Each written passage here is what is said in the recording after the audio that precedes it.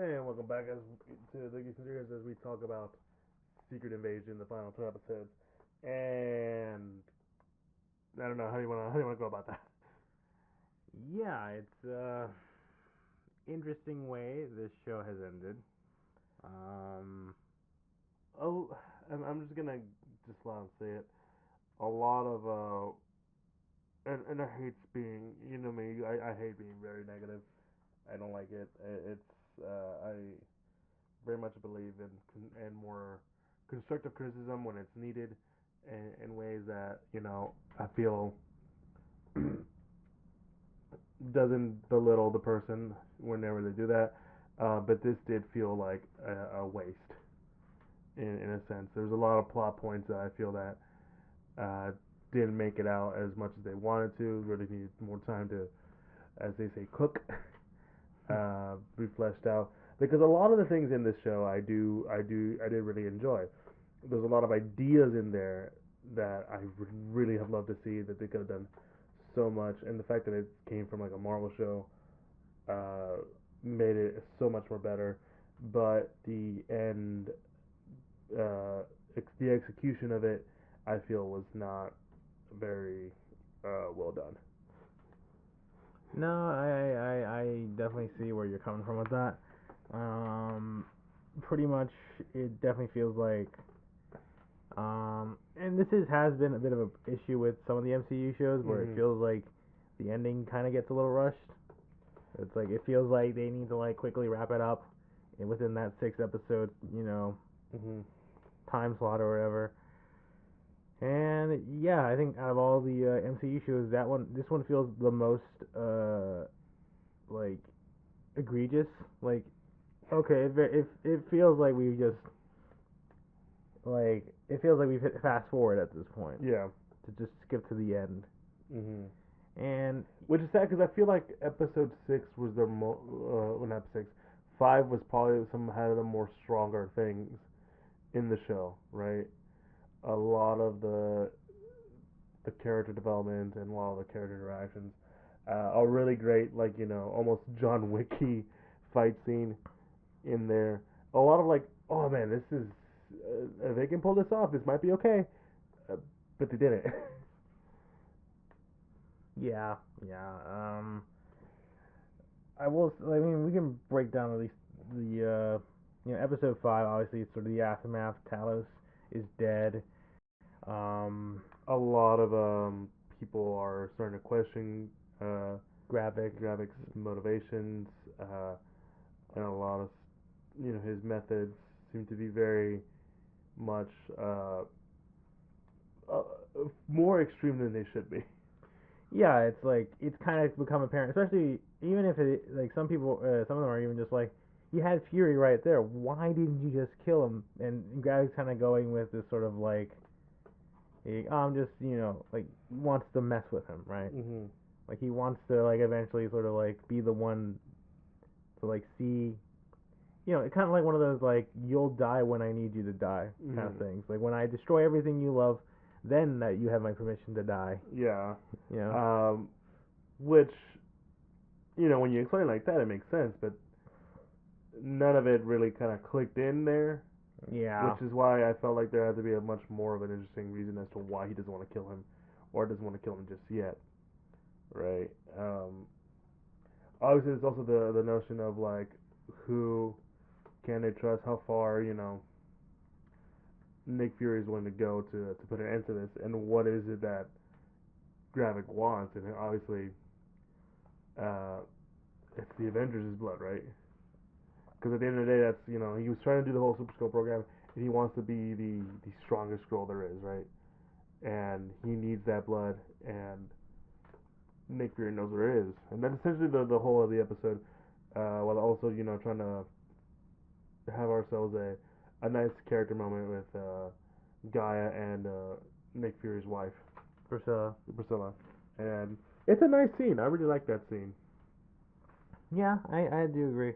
Also, yeah, the big plot point reveal of like Nick Fury, after the events of Endgame had people go in and pretty much get whatever DNA they could get of the Avengers, Mhm. essentially. I'm assuming just it was like a.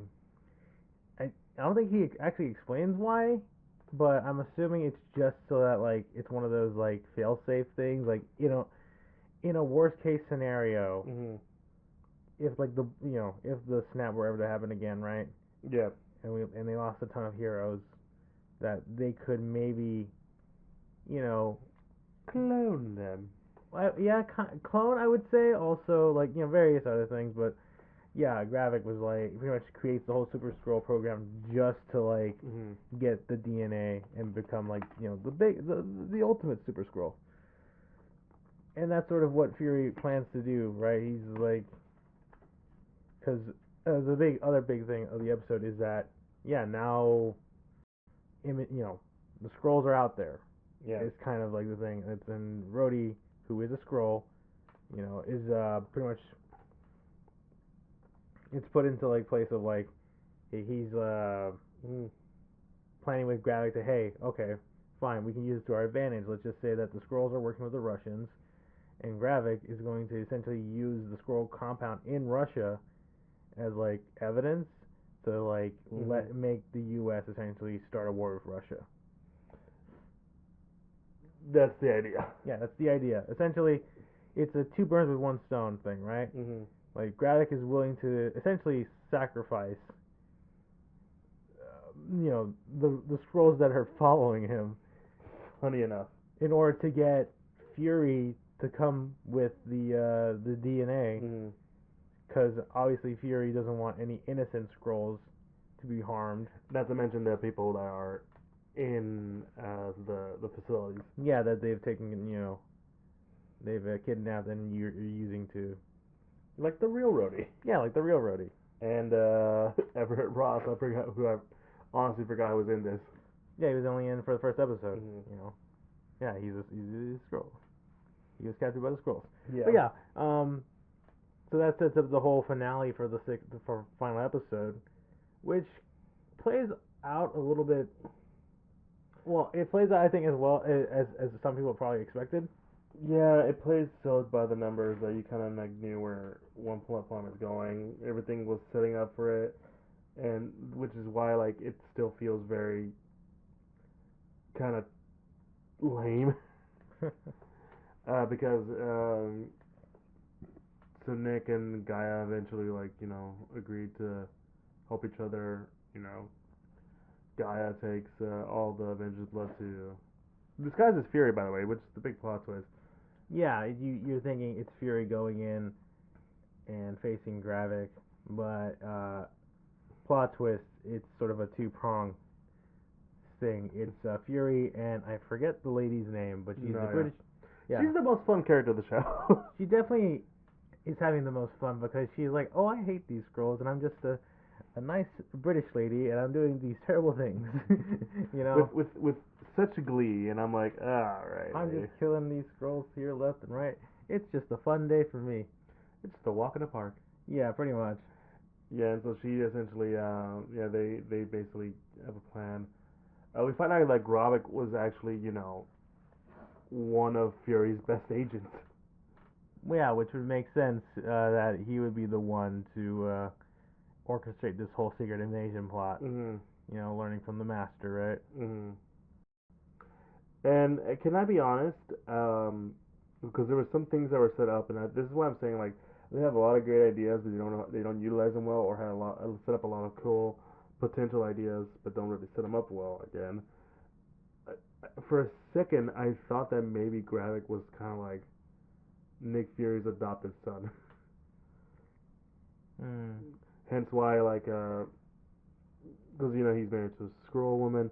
I'm not saying they can't have kids, but considering how it starts off with Yeah, because we do see Gravik as a kid. who's introduced to Fury through Priscilla. Uh-huh. So that's why I was like, maybe part of it is that it's why Fury and Gravik have this sort of hostility towards each other. That's some sort of like, but at the same time, a level of respect as like a father to a son kind of thing. Uh-huh. I don't know. I thought that'd be a really cool like angle, but obviously I'm not the writer, and probably Some people are rolling their eyes at that, and I totally understand why. But like, but at the same end of the day, they still get like we still get like a really good a good scene between those two. Uh, and that's something that I feel like you can at least give this show like praise is that even if like the dialogue is questionable, the story is questionable, the actors come in and bring their A game. Mhm. Like Samuel Jackson is great. The actor for Gravik is also great. Emilia Clarke is great. They all have like great scenes. They're all like acting their asses off. It's shot well, but it's just the story was what's missing in that. And then, No. yeah, no, but turns Yeah. out it's not Fury, it's Gaia, which leads to the most questionable thing about this show: uh, the Battle of the Super Scrolls. Yeah, because essentially, Gravik, for whatever dumb reason, I guess. Mm. Well, I guess the Super Scroll machine should only affect scrolls and not humans. So he activates. He puts the DNA in the machine. He activates it, and him and Fury are stuck inside. And he's gonna assume, hey, Fury's not even gonna be affected. He's dying of radiation poisoning because we're in like a radioactive zone Mm. here in Yeah. in Russia, right? It's gonna be an easy walk in the park, and it turns out, yeah, obviously, big plot twist. Wait, what? Fury has these powers now, and it's Gaia, and it's like, it's you. Which, I mean, I kind of called Yeah. uh, early in one of these episodes, but I didn't think they were gonna go this full route of just giving them all the powers. You know? Yeah. And granted, like I always knew it was gonna look weird, right? Because like Super Scroll in the comics even looks weird. Yeah, because like if you see him in the comics, there's a lot of like weird powers and stuff. It feels like he kind of just gives himself one power for each limb, which they kind of do here, Yeah. but it's more of the arms thing. And it's kind of sad because it feels like one of the cool things about Super Scroll is that not only can he use all these powers, he also just combines them sometimes. Mm. Like, because obviously in the original comics, the original Super Scroll has like the Fantastic Force powers, right? Mm. So like basically he would do these things where he would get the thing's arms but set them on fire with like Johnny the Human Torch's fire powers and then Yeah. stretch them out with the Fantastic Four things. And the fight itself is just kind of more. It's just pretty much just punching. It's a lot of A punching lot of punching, a lot of awkward CGI. of them just getting different arms that do different things. Which, I mean, I don't know. Like, I feel like you could have gone a little more creative with some of that stuff. I mean, heck, it turns out that I forgot about the one villain from Ant-Man and the Wasp, Ghost, Oh, Ghost. who can turn invisible. So therefore, you can have an actual accurate Super Scroll fight. Super Scroll in the MCU. I'm Yeah. like, oh yeah, I guess you could do that. And they only use her invisibility powers once, and it's just sort of like, okay, Kind of lame. yeah, it's just like, it just, yeah, it's like you say, it's lame. There should have been a lot more creativity to the fight, but all it is ends up just being is just they're just running at each other, punching each other, maybe shooting a laser because they also got Carol Danvers' DNA in there. And boom, graphics. Yeah. And probably the most interesting part was that Nick Fury's revealing to the president.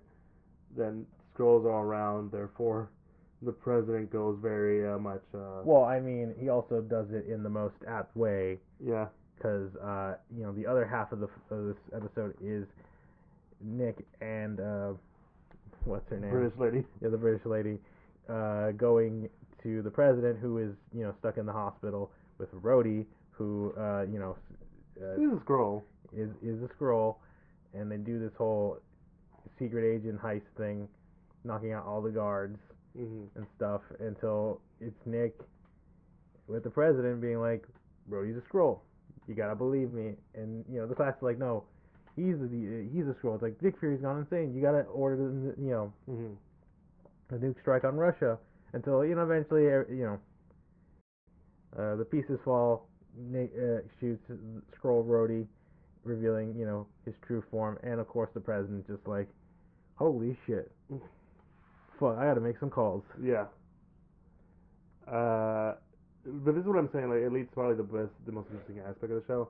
And and once again, like the idea, I'm saying, of the show, I feel like that what should have been more utilized was that because of certain rhetoric that the president uses, and stuff that he himself is not ashamed of. I'm gonna say that right now. Causes a severe panic on who is a scroll, who isn't a scroll. They straight up shoot one of a scroll on live television, Yeah, so I mean, which obviously, caught me off guard. I was like, "Whoa!" yeah, so pretty much the president pretty much declares like all these aliens living on Earth as like enemy combatants, just like, hey, you get these scrolls out of here. Mm-hmm. After everybody's been saved by Gaia and stuff at the scroll compound, like everybody that was a scroll is, back to being just a regular person, right? Yeah. But no, the scrolls are still out there, and the president pretty much sort of, I wouldn't say he declares open season, but it does start a chain reaction of various people going around, like losing their minds and just shooting people. Because yeah, it's like it Mm-hmm. creates the fear and panic of like who's a scroll, who isn't a scroll. Well, so and so was a scroll, but who says they're not a scroll right now? And it's a lot of stuff that I feel like you can like relate to like real world, events, right? Or real world like thought process and stuff like the dangers of conspiracy theories and dangers of misinformation, that kind of stuff. And I, that's all like really cool ideas, especially within like the idea of secret invasion. Not only from the comic, but also this idea of the show. But I feel like like I said, it's not utilized so well. Well, it's saved just for like an ending. That's the ending of the show. Mm-hmm. The scrolls are outed, and the president of the United States is pretty much like, at least in terms of the U.S., it's like, hey, let's get these scrolls out of here. It causes sort of a breakdown. It's sort of the one thing that no one was really wanting to happen, right? Yeah. Where like Talos was fighting hard to make sure that the scrolls could at least have a home on Earth Mm-hmm. for the time being, but now even Earth is like, no, get these guys out of here. They just try to like make us kill each other. Screw this, Yeah. you know. We even see how far like Gravik's plan was with like the British lady revealing here are all the people who are comatose. Yeah, they find more of these little sleeper cells as well. Of like, yeah, there's a lot. The scrolls have gotten good at this, and now we gotta like figure out how to stop them. Mm-hmm. Or because I mean, I guess it sort of opens up a potential of like a there still being essentially two factions of scrolls. Because obviously Gaia and I guess the rest of the scrolls who don't want any more part of like Gravik's whole Mm-hmm. secret invasion stuff are gonna be their own thing with the help of the British lady, and who knows? There's probably still more sleeper cell scrolls out there who are hell bent on fulfilling Gravik's plan Yeah. of taking over the Earth. And now you got this whole situation with just like, yeah, let's cause mass panic. Who's a scroll? Who isn't a scroll? We'll actually just straight up just shoot the UK Prime Minister who was a scroll, but it turns out she's no longer a scroll. So you just murdered an actual person. So it's just Yeah, like I said, like the ending would be more cooler if it wasn't an ending. If that was like, yeah. because like obviously the thing is that we're pretty certain that we're not getting a second season of Mm-hmm. Secret Invasion. Like it's just a one-off thing, right? Like WandaVision or any other Marvel show so far. Yeah. So it just feels like okay, but like it feels like it would have been kind of cool if this was like maybe like a big climax moment, and then like for the show, and then like the rest of the episodes are just dealing with the aftermath, right? But no, it's just all right. Things are this way now, and Nick Fury is heading back up the sword, with his wife, It And feels like, are you really gonna leave like the world in this fucked up state? Which they're not. They're apparently gonna address it in the next movie, which I kind of find annoying. But sure. yeah, it does seem like I guess the Marvels is handling that, which yeah, it feels weird because I don't think I've any other like Marvel show has done something like that where it's a straight up setup for another property. Hmm. You know, like Moon Knight doesn't do that. It's pretty self-contained. Miss Marvel, I mean, kind of, but that's only a post-credit scene, right? Which I feel like that's fine if you do it as a post-credit scene kind of thing. Yeah. I mean, same thing with WandaVision. Like WandaVision sets up her arc of like becoming a bad guy in the post-credit scene, so that way it's not that big of a surprise for it as the further reveal in I mean, Doctor Strange. it depends on where you fall on Wanda's character development there, but yeah. I mean, yeah, I guess. Same thing with Winter Soldier. You know, like Hmm. most of the other Marvel shows don't really have that sort of thing. And yeah, it just it feels a little. I wouldn't say. I guess I would say this a bit missed opportunity, right?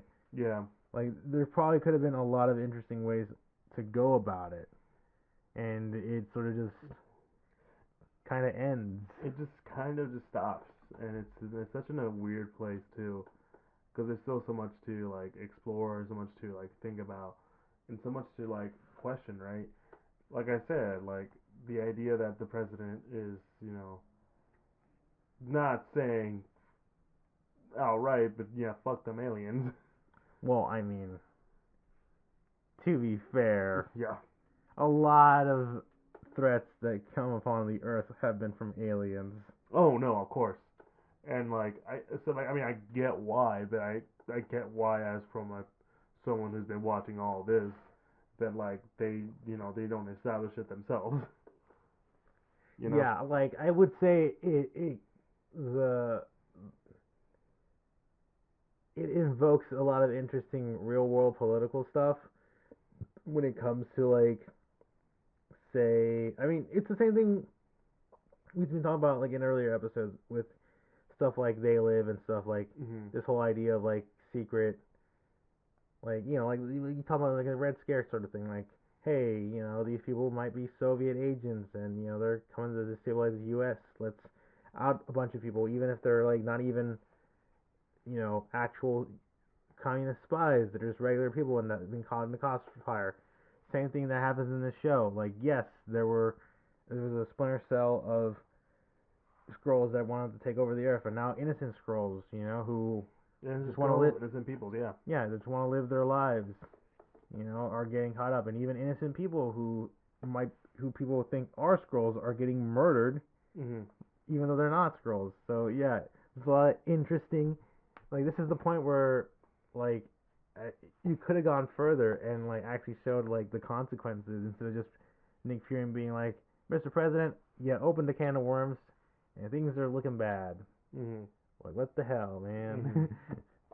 Uh, so how would you rank this show then? How would you rate it then? um, I would probably mark it down for a 5 out of 10 because I feel like for the most part those early episodes do really Mhm. are carried. Like I think carry the show. Yeah. Like there's a lot of interesting character development and interactions and that the building like tension and like who's the scroll, who isn't the scroll kind of thing. Like there's a Yeah. lot of interesting little aspects of that. But you know, it really gets dragged down by that last episode because it Yeah. does. I think it's one of those again, like we say, uh, I think we said it with some of these Marvel shows, right? Of like they sort of just end or like you kind of rush the ending, and here it's like a way rushed ending, and it feels like we could have had so much more with it. Yeah. Like this, like unlike the other shows where it feels like no, we probably could have paced it out a bit better Mhm. instead of having a rushed ending. This feels like no, we're just gonna end, and then end it here. Why? Don't know. Um, Just gotta set up that Marvels movie, right? It's so sad, right? Because I think this will be probably the last part of the conversation, but I do agree. Like 5 out of 10, five, six, somewhere between 5 and 6. I think for me, but like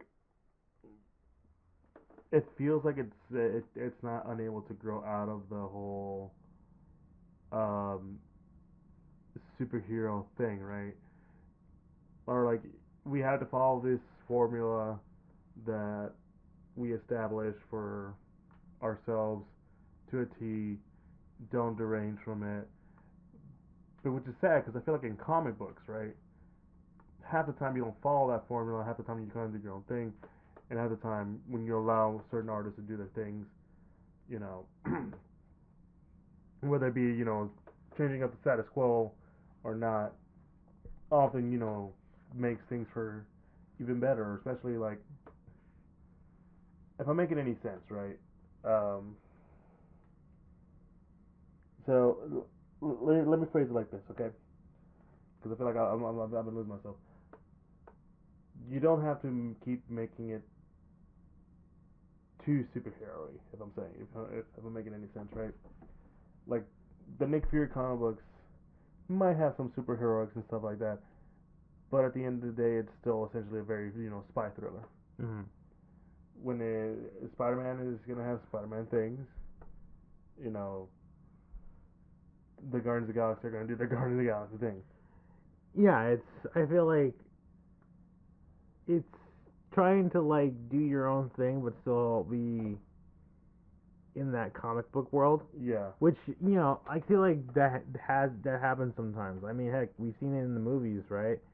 Like Captain America: The Winter Soldier, right? It was kind of delved into that spy thriller stuff because Cap's working for Shield now. Mm-hmm. That sort of like intrigue of the Winter Soldier stuff. You know, we have the Iron Man movies where they're like very tech based and like Tony having to like use his brains and stuff to like Mm. the solve a lot of different crises. It's a all these movies have their own sort of like I guess separate side genre, right? Yeah. Of just like it's let's just do this, but like in a superhero kind of way. Like Man, let's do a heist movie, but with superheroes. But it still felt like a heist movie. Yeah, and yeah, I do agree. I think it would have been probably better if the Secret Invasion shows just stick to doing following Nick in like that sort of espionage kind of thing. Mm. Not saying you shouldn't have like a big bombastic superhero fight, because I mean those are usually always fun to watch. I'm not against those, but I feel like it took away from it too Mm-hmm. at this point. Like it shouldn't be like this in your face, like just lame. like Yeah, like if they had another episode continuing the fact about like you said, the aftermath of such things, because that's such a cool espionage thing to do, right? Like a cool spy film kind of shit. Like commit to it, I guess. If we're making any sense, but I don't know what's going on in like the in behind the scenes. I feel like they'll need some time to fix themselves because I don't want them to fail. I mean, I'm a fan of this kind of stuff, so I want them to succeed. And sometimes you gotta take the losses and just try to reevaluate and don't try to ignore it. And that's all I gotta say. yeah, I feel like it's something that I think Marvel the thing is I think at least Kevin Feige has at least stated along the lines of like it does feel like we might have jumped the gun a bit on the Disney Plus shows kind of thing. Like there might be a bit too many of them, which yeah, that could certainly be something to be argued because I think what was it originally the Armor Wars. Mm-hmm. It was gonna be a show, but now they're turning it into a movie. Yeah. So yeah, I think they really need to like hone in on stuff like okay, let's make this into a show, let's make that into a movie. Mm-hmm. Kind of things like give things that need to be like probably could have the time and like care to be made into a show and flesh them out, and then like stuff that's like oh we can probably just keep this into a movie and just do that. You know? Yeah. It's one of those things where we're at the, you know, hopefully they'll again like they'll learn from their mistakes. Because it's not like they haven't learned from their mistakes. I mean, they've been able to do stuff on the fly with like Spider-Man and shit. Well, yeah, in terms of more like additions, right? Yeah. But also, yeah, I do think Marvel does kind of probably like learn some of their mistakes. I mean, obviously, look at how the first two Thor movies compared to Ragnarok, right? They just sort of go into a bit of a different direction for Thor, Mm. and that sort of succeeded. Now you could argue whether or not Love and Thunder was, good or bad, considering it was done by pretty much the same crew. Mm. But yeah, like for a lot of people, people really enjoyed Ragnarok more than say the first two Thor movies, Mm. which leaned into sort of that fantasy kind of stuff. With the third one, they kind of just went with more, yeah, let's do more sci-fi Yeah, here. yeah. It's again, well, hopefully they'll be able to do something like that. But anyways, guys, if you enjoyed what you heard, be sure to let us know. Be sure to follow us on all social media: Instagram, Facebook, and Twitter at Geek Centurions, and be sure to follow us there. We're most active on Instagram at Geek Centurions. You'll find a link to all our sites. We're officially part of Apple Podcasts, Google Podcasts, Spotify, Pandora, all of them. We also link to our YouTube where you can like, comment, subscribe, hit the bell icon, all that good stuff, and Patreon's there for support. Anyway, but yeah, Secret Invasion, it's not their best. I think the last project for the year is gonna be the Marvels, Mhm. and well, we'll see. It does not bode well. Yeah, I don't know. It's gonna be interesting to see how that movie turns out. Yeah. Anyways, guys, me, your boy Eli. It's me, Joe. You guys have a good one. Peace.